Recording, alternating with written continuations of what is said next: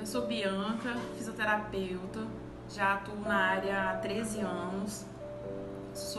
Trabalho mais na área de ambulatorial, de home care. Hoje em dia eu sou proprietária de uma clínica e eu vim aqui para dar alguns relatos, né, a respeito da minha experiência que eu tenho com autismo através do meu filho. Então, quando o Bernardo foi diagnosticado, assim como, né, todas as mães passam pela mesma aflição, a gente passa mil coisas na cabeça da gente, né? Eu perdi o chão, porque a gente fica muito preocupado de como vai ser dali pra frente, né? O que está por vir, né? A gente não sabe o futuro que nos espera, né? Essa questão também de muitos preconceitos, muitas dificuldades que a gente, né? Desafios que a gente vai passar, se ele vai se desenvolver, se ele não vai, né? Então a gente é uma incógnita, a gente não tem uma previsão, né? Então, assim, no início foi muito difícil. E com o passar do tempo, a gente, né, foi procurando os profissionais e a gente foi ver que o autismo não é aquilo tudo, né? Que o Google mostra, né? Que às vezes a gente se desespera, que tem muita coisa que a gente vê que, né, apavora muito. Mas a gente vê, assim, não é fácil, mas porém a gente tem evoluções, tem desenvolvimentos. Porque ninguém sonha, né, em ter um filho autista. A gente sabe que passam por muitas dificuldades, fazer muitas terapias, e isso é tudo muito cansativo, tanto para a criança quanto para a família em si, né? Essa questão da preocupação, a gente tem preocupação com os filhos, né, sendo típicos ou atípicos, mas com o autismo a gente tem uma preocupação a mais, porque a gente não sabe como ele vai ser recebido na sociedade, né? Como vai ser, se essa criança ela vai se desenvolver, a questão de estudo, questão profissional, né? Então, assim, toda mãe tem essa preocupação, mas quando a gente tem um filho, né, com seja qual, né, dificuldade, né, ou deficiência, transtorno, qualquer coisa desse tipo, a preocupação é muito maior, né? A questão também da gente diagnosticar o quanto antes qualquer anormalidade, qualquer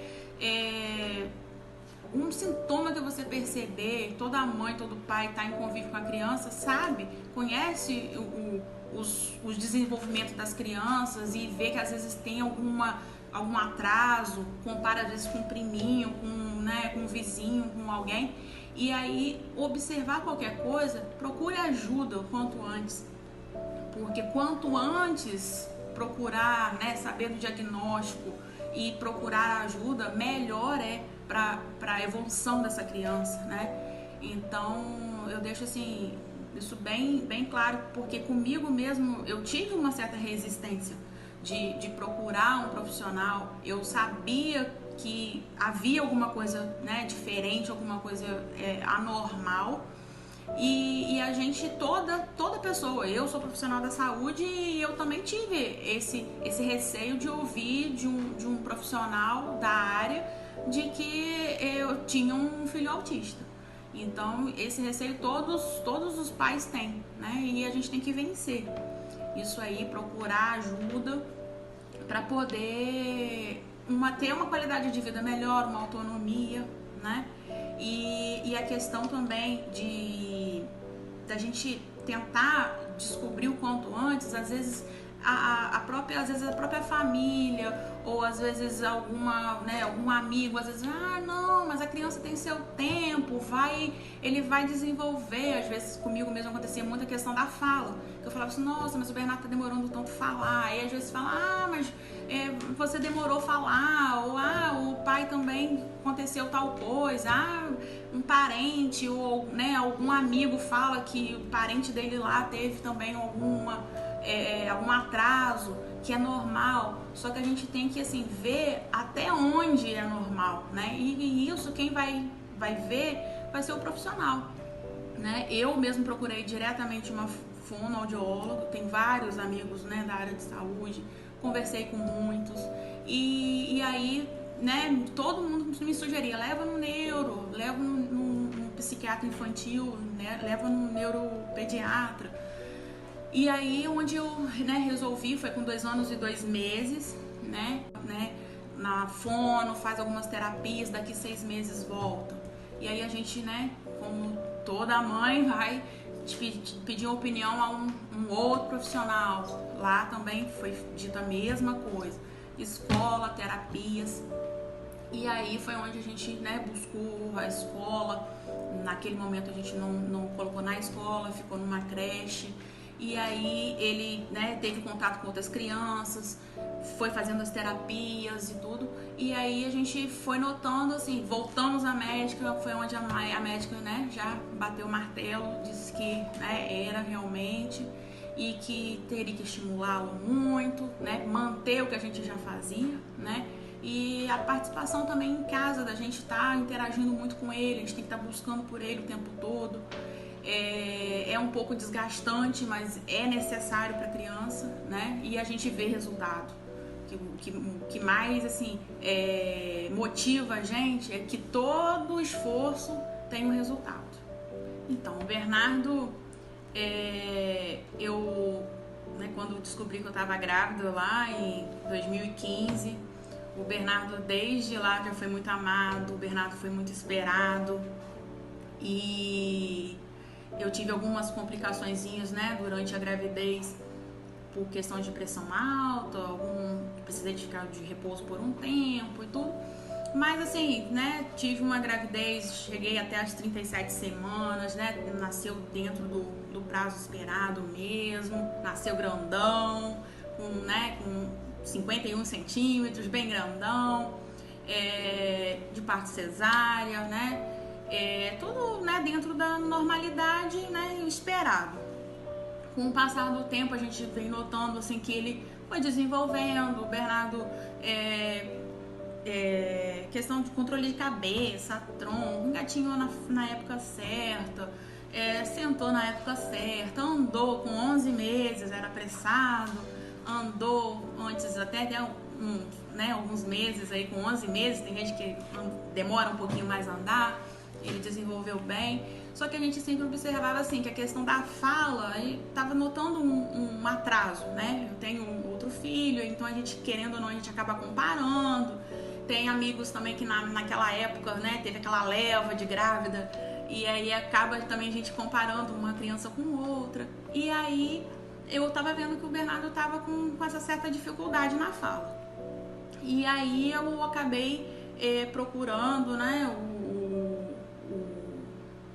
a fonoaudióloga e tudo, e aí a gente acabou, né, tendo aí o diagnóstico. E assim, os primeiros sintomas que a gente, né, percebeu foi a questão da fala, né, ele, né, não emitia quantidade de palavras lá, que geralmente o fonoaudiólogo, né, vai saber dizer sobre isso aí melhor.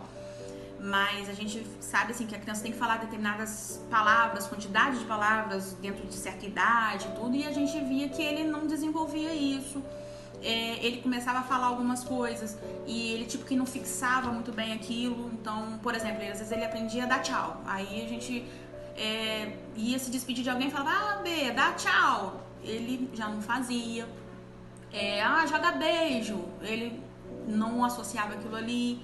E de uma hora para outra às vezes fazia, né, em alguns momentos esporádicos. Então isso, assim, foi me deixando, né, um pouco preocupada.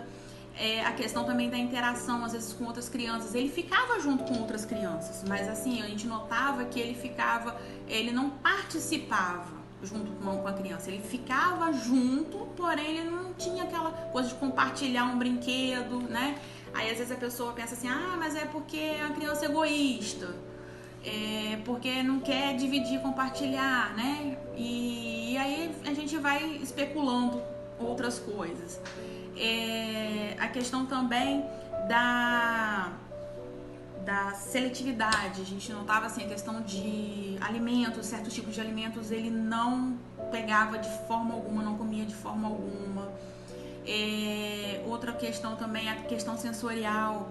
ele não tocava. Toda criança ama massinha, ama geleca, ele não suportava, ele tinha repulsa, né, só de ver. Balão de aniversário era outro problema também. Aniversário mesmo a gente tinha problemas, às vezes até de ir como convidado, porque às vezes ele chorava e às vezes a gente achava que era por causa do parabéns, todo mundo apagar a luz e tal e cantar parabéns, e na verdade não era, era por causa do balão, né, de aniversário, que ele ficava incomodado. Questão de barulho também, o liquidificador era uma coisa assim que em casa acontecia muito, dele preparar a mamadeira dele lá com frutas e ele chorava horrores. Aí até que uma amiga me, né, sugeriu de na hora que eu fosse fazer, ele apertar o botão. Aí aquilo ali salvou minha vida, porque ele passou, né, com muita insistência, muita persistência, ele passou a não chorar mais, porque ele viu que aperta o botão, faz o barulho, mas o mamar fica pronto, né? Então isso aí também foi um avanço aí que a gente teve. Questão de fogos também, às vezes ele ficava um pouco incomodado, mas não era demais, até porque a gente também não é muito de sair e tudo. Sons altos, às vezes a gente vai chamar até dentro de casa mesmo, vai gritar o filho mais velho, ele se assustava, chorava muito, sabe, como se tivesse muito sentido. E aí foi juntando, né, vários sintomas, questões também de corte de cabelo. Ele fica ainda muito agitado, muito choroso, e às vezes assim fica tão agitado que chega a vomitar por causa do corte de cabelo. Já tentamos várias formas, já fomos em várias pessoas para atender diferentes, já tentamos usar o avental, não usar avental, colocar manga comprida, né, para não cair direto no corpo por causa dessa questão sensorial, mas ainda estamos na luta com o corte do cabelo.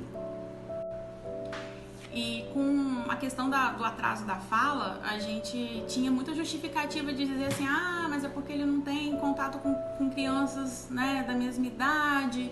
Às vezes acho que é por questão de personalidade, às vezes porque os pais às vezes são mais tímidos, mais retraídos, e aí a criança também a questão da personalidade da criança, né?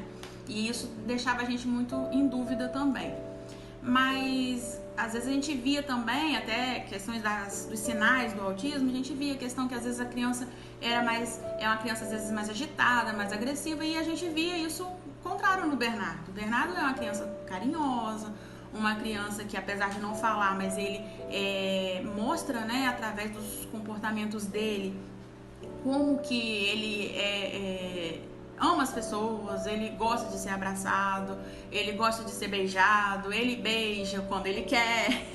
Então, assim, é aquela coisa de criança mesmo também. Então, assim, a gente via alguns pontos negativos, mas a gente também via os pontos, né, positivos. É uma criança super inteligente, ama letras, né, conhece a todas as vogais, gosta de brinquedos de encaixe, essas coisas assim, quebra-cabeça monta num instante. Então, assim, a gente via alguns atrasos, mas via também algumas habilidades, né, que ele tinha, e isso, assim, causava também um pouco de dúvida, né, na gente, porque a gente via, assim, que algumas coisas se desenvolvia super bem, super rápido.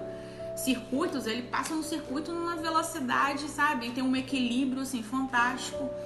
Então isso, assim, deixava às vezes a gente até, né, meio com o pé atrás, será que realmente era, né, o autismo mesmo? Outra coisa também que a gente observou foi a questão dele, na hora que ele quer alguma coisa, né, por ele não falar, ele não tinha aquela questão de apontar. Ele não apontava porque ele queria, ele usava a gente como objeto. Ele vinha até aonde a pessoa está, eu, pai, avó, quem fosse, leva a pessoa até, por exemplo, a porta da geladeira. Põe a gente na porta da geladeira, coloca a mão da gente no jarro de suco ou alguma coisa assim para ele pegar. E isso aí também a gente já observou assim, que ele já teve uma melhora em relação a isso. Ele ainda não aponta, mas assim, ele vai até o que ele quer, né? Mas ainda não tem essa questão de apontar, não. Outra coisa também é a questão do sono. Ele sempre teve um sono muito leve e um sono muito... Ele demorava muito a pegar no sono.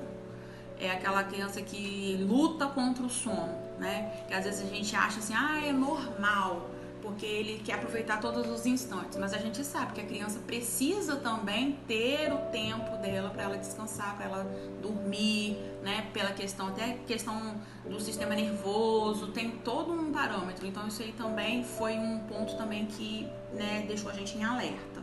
Outra coisa também são as telas, né? Televisão, videozinho no YouTube, joguinhos, coisinhas assim. O Bernardo sempre gostou muito dessa parte de tecnologia, né? E a grande maioria dos autistas gostam muito da tecnologia, do videogame, do computador, do celular. E às vezes, assim, para ele às vezes ficar um pouquinho mais, né, quietinho, a gente pegava e dava o celular ali para ele ver o videozinho e ficava ali numa boa, né? E a gente, né, passou com as orientações que a gente, né, teve depois e tudo, a gente vê que isso aí faz um mal tremendo à criança, né? É lógico que a criança vai ter o tempo de assistir uma televisão, sim, mas só que isso aí não pode virar uma rotina. A gente observava assim que ele ficava muito agitado na hora que a gente tirava aquele celular dele, sabe? E que a gente estava vendo mesmo que estava fazendo muito mal a ele. Estimulava, né, algumas coisas e tal, mas ele ficava muito paradinho só olhando aquilo ali. E outra coisa também é a questão assim, de músicas, por exemplo. Ele não tolerava músicas. Tinha coisas que às vezes algumas musiquinhas mais lentinhas, mais devagarzinha, ele até aceitava, mas tipo assim, eram só aquelas músicas. Se a gente cantasse uma musiquinha mais agitada, uma Tirei o Pau no Gato, uma coisa mais agitada, ele vinha e tapava a boca da gente, que era a forma que ele tinha de mostrar que ele não queria, né?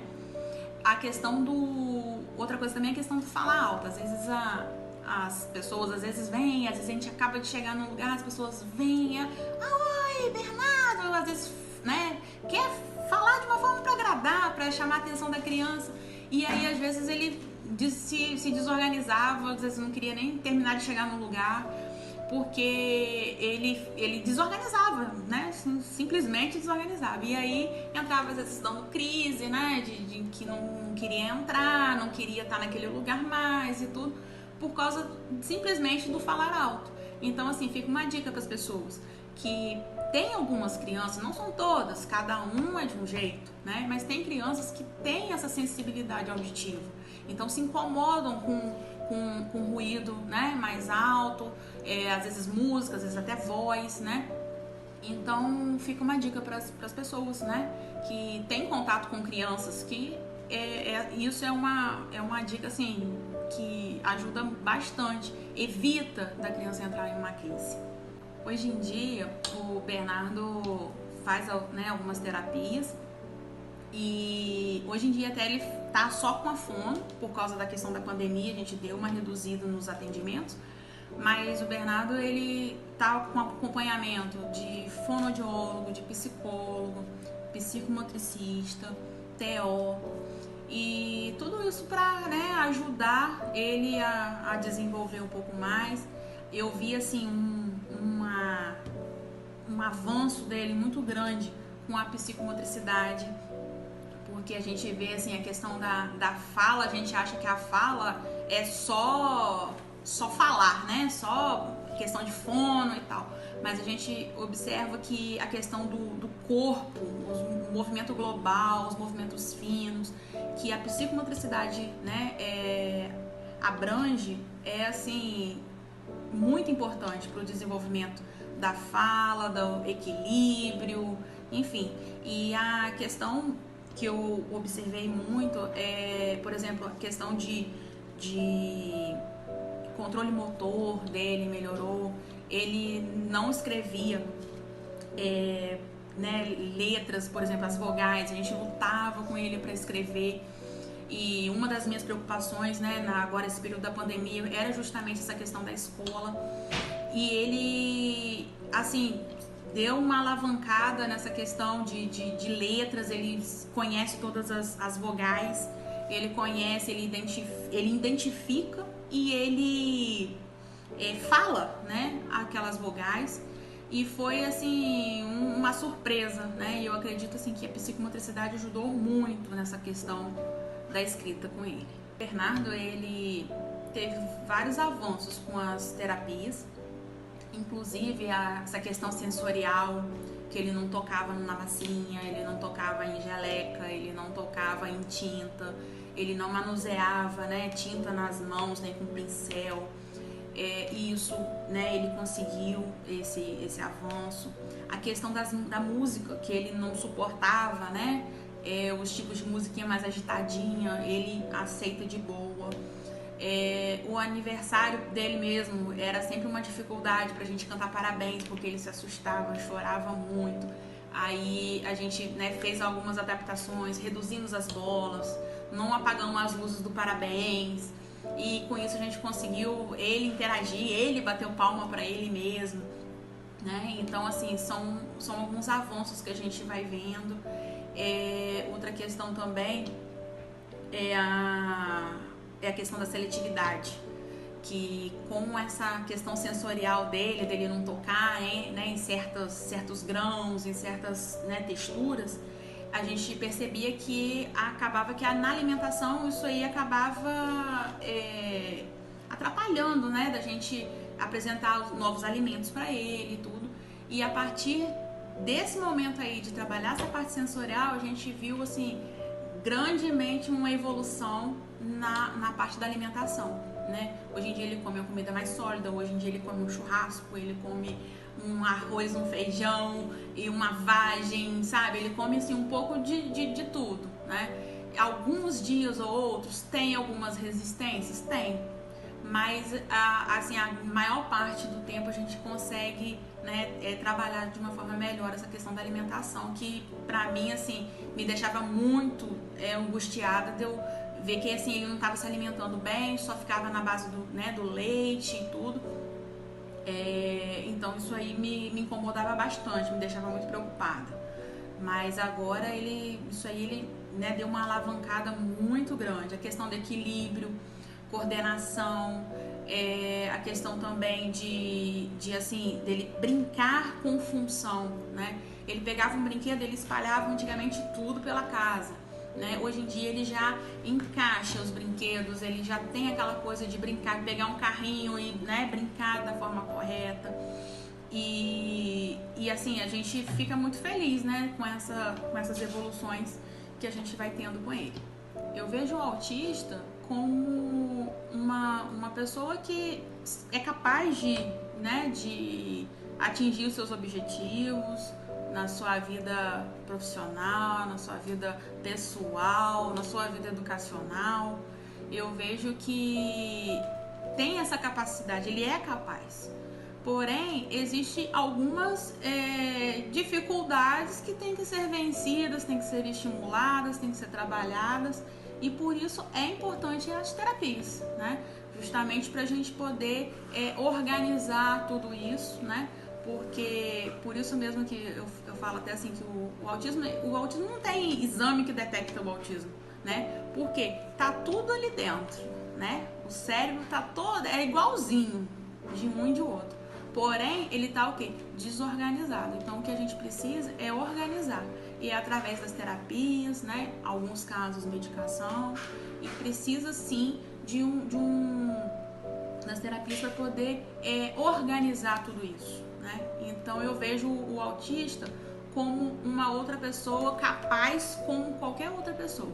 Porém, existe forma diferente da gente conseguir, né? Pra gente conseguir alcançar, né, o que deseja, ele acaba precisando às vezes de uma forma diferente. Por exemplo, ele vai aprender a ler.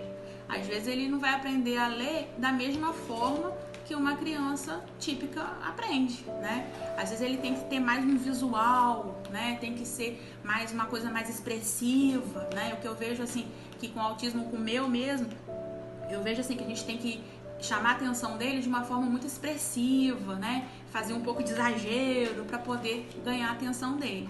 E dessa forma a gente consegue, né, desenvolver bem e eles são capazes de tudo, sociedade ela acaba vendo o autista como aquela criança birrenta, né? Mal educada, né? Às vezes acha que a criança tá fazendo manha, é uma criança às vezes preguiçosa. Outros já têm aquele aspecto de achar que a criança é muito inteligente, né? E o que eu assim, deixo até bem claro aqui para tentar esclarecer essa questão da birra e da crise. Porque existe a birra, porque a birra toda criança faz, né? A birra, por exemplo, eu tô andando no shopping, a criança viu um balão vermelho e ela quer o balão. Aí eu pego, compro o balão, a criança para de chorar com aquele balão. Isso aí é uma birra. Eu dei o que ela quer e acabou, cessou. Agora a crise é diferente.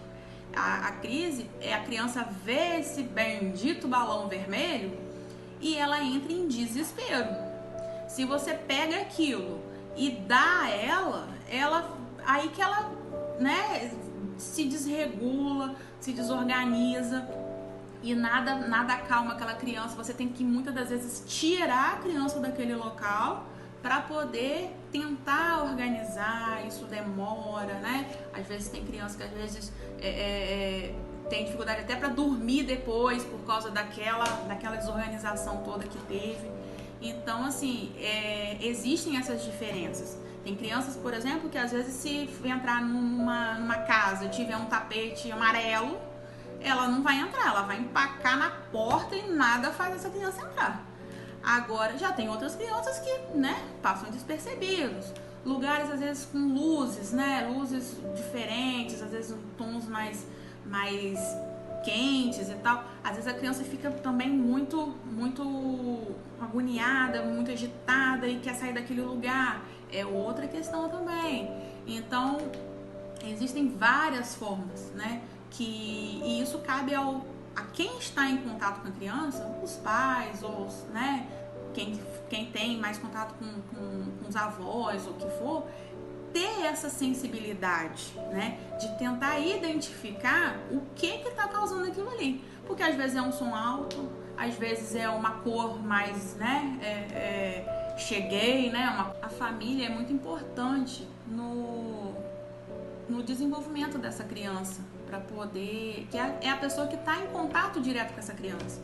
Então, quando a gente, né, procura um auxílio de um profissional, essa família tem que tentar, assim, relatar o máximo de informações para esse profissional, para poder nortear, né, esse profissional até em saber, né, tentar fechar um diagnóstico, ou se não fechar um diagnóstico, poder orientar quais profissionais procurar, né, porque normalmente é necessário, né, algumas terapias, e é importante a família estar, né, engajada nisso aí. A questão também da família é participar das terapias, de estarem, né, envolvidas mesmo, porque muitas das vezes a criança vai fazer alguma coisa lá na terapia que ela vai reproduzir em casa. E se os pais tiverem, né, um contato com essa terapia, ele vai, fulano, você fez isso igual, né, lá na terapia com a tia fulana, né, e foi assim mesmo, e você, né, vai criando uma interação, né, maior com essa criança e vai ajudar no desenvolvimento. Agora, se você, né, vai para terapia, deixa a criança com o terapeuta, não sabe o que está acontecendo com o terapeuta, né, com a criança lá, não procura saber, a criança, né, vai fazer alguma coisa em casa e vai passar despercebido, né?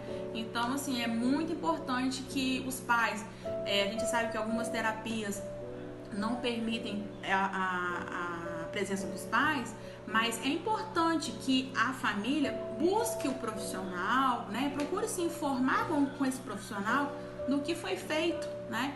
Porque a gente precisa dar o reforço em casa. A questão do autismo a gente tem que estar sempre repetindo, sempre estimulando, né? Então, assim, é muita repetição, a gente tem que estar sempre falando aquilo ali para poder a criança aprender. Então, é importante que a família esteja muito engajada, não esperar somente pelo profissional, porque às vezes a gente vê, às vezes pais que às vezes entregam os filhos, eu falo isso como terapeuta, porque às vezes a gente vê o pai que entrega a responsabilidade toda na mão do profissional. Às vezes é na escola, é na profissional da saúde. E é super importante a interação da família com a criança, porque é a pessoa com que a criança tem a maior afinidade. A criança tem a maior admiração pelos pais, né? Então é com ela que é lógico que com ela ele vai se desenvolver muito mais. Então é importante, e assim, eu vejo isso comigo mesmo, que os dias que eu acompanho, né, as terapias do meu filho, todos os dias que eu vou para as terapias eu acompanho. A que eu não puder acompanhar, eu ligo para profissional para saber o que foi feito e tudo. E a gente faz videozinho, sabe? Me manda e tal. E a gente vê como que rende. E a presença, a aprovação dos pais durante a terapia é muito, muito legal. A gente vê aquela troca que rende. E a presença, a aprovação dos pais durante a terapia é muito, muito legal. A gente vê aquela troca de olhares, sabe? Que tipo assim, consegui fazer. Isso aí é muito, não tem nada que recompense. Eu fico assim, muito feliz, às vezes até a gente se emociona mesmo com os terapeutas, de ver assim, como que ele vai vencendo, e a primeira pessoa que ele olha é pra mim, porque eu tô ali junto com ele, né? Então assim, isso aí não tem nada que pague. As coisas que eu acredito que faria diferença na inclusão do autista na sociedade seria as pessoas terem a questão de praticar um pouco mais a empatia que se fala tanto, né? Essa questão também de se colocar, né, no lugar do outro. Outra coisa também é a questão do preparo nas escolas, nas universidades. Eu tiro assim por mim mesmo, que eu já sou formada há 13 anos. Na época da faculdade eu não tive um embasamento sobre autismo, né? A gente via lá síndrome de Down, a gente via paralisia cerebral, a gente vê várias patologias, mas não se falava, né, nessa questão do autismo. Então, eu acredito assim, né, espero, né, que essa realidade esteja sendo, né, modificada, mas eu tiro pela experiência que eu mesmo tive, né.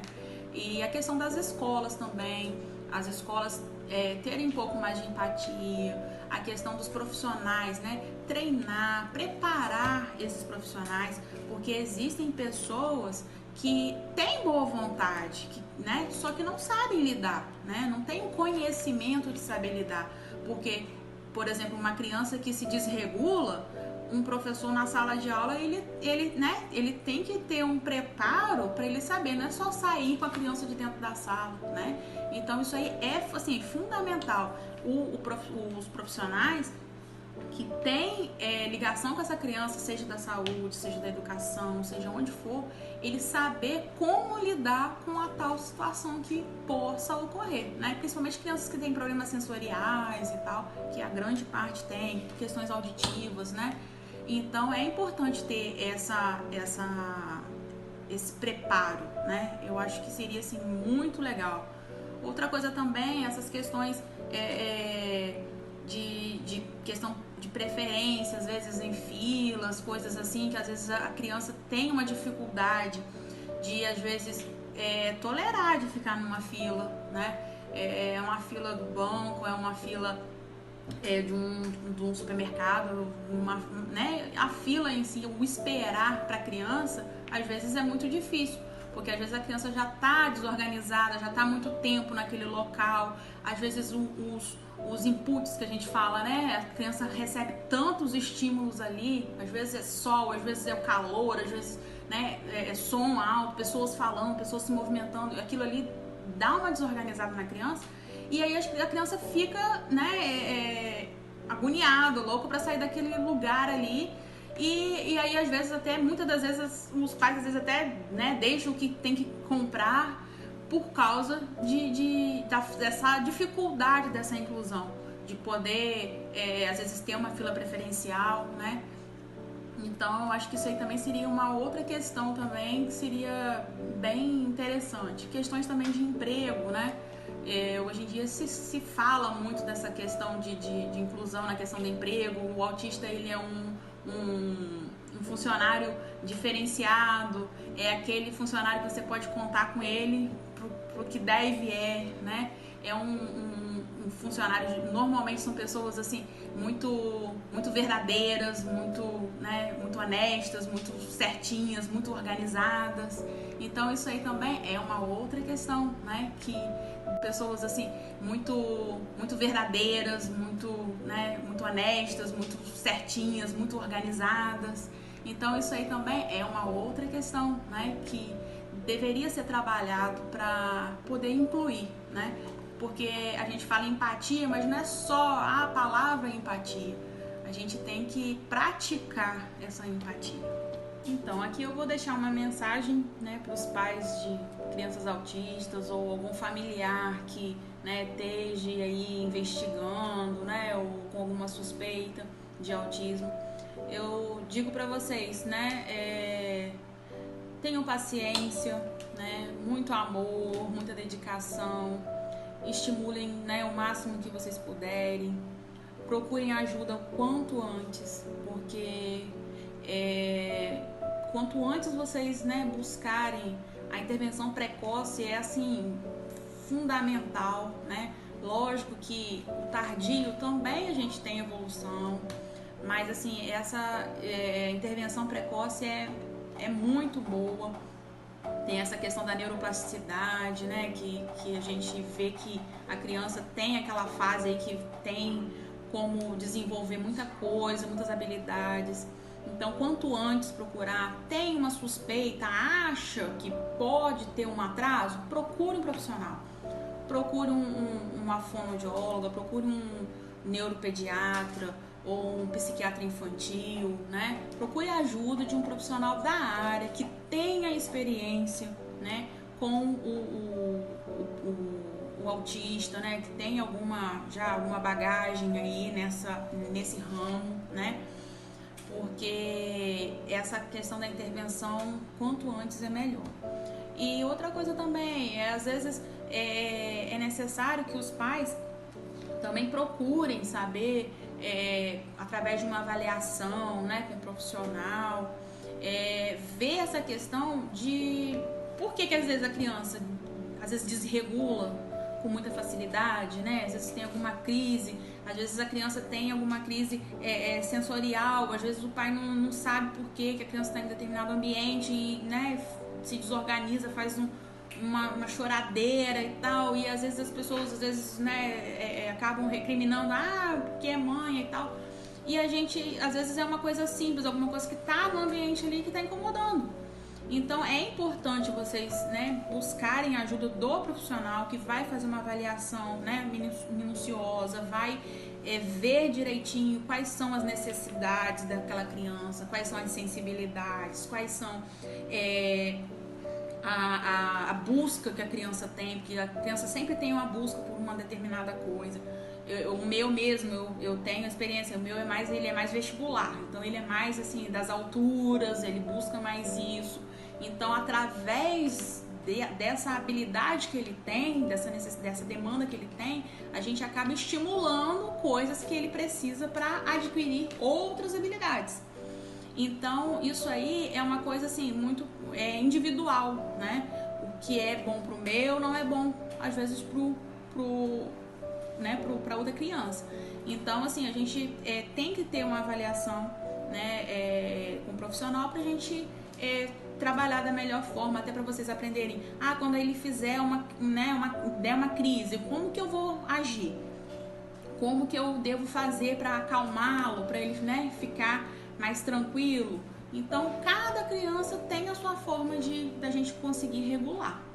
Às vezes é com uma bolinha de sabão que a gente vai soprar e a criança vai se encantar com aquilo ali e daqui a pouco o choro vai diminuindo. às vezes é um balançar de rede, às vezes é um balancinho, às vezes é um abraço, né? Isso aí varia de criança para criança. Então,